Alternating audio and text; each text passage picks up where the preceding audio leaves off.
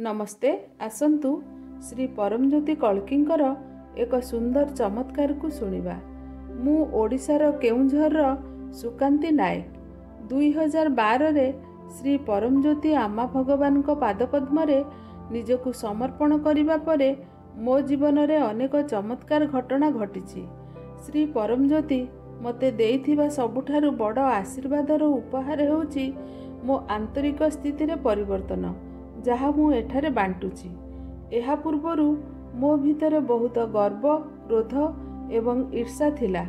मु अन्यमानंक द्वारा सहजरे आघात पाउथिली एवं सेमानंकु क्षमा करिबाकु असमर्थ हेउथिली।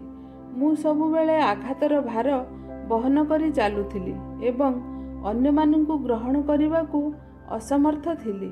मोर संपर्करे समस्या थिला ओ मानसिक शांति रहु नथिला।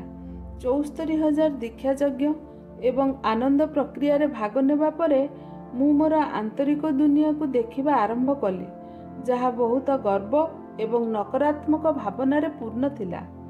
दैविक कृपा द्वारा मो भितरे धीरे धीरे परिवर्तन घटिला। मो भितरे क्रोध एवं ईर्षा बहुत परिमाण रे ह्रास पाइछि। वर्तमान मु अन्य मानंकु क्षमा करिबाकु एवं सेमाने जेपरि अछंती सेमानंकु सेहीपरि ग्रहण करिबाकु सक्षम होइछि।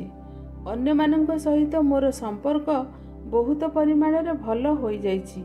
मु मो जीवन रे बिना कारण रे आनंद और शांति अनुभव करुछि।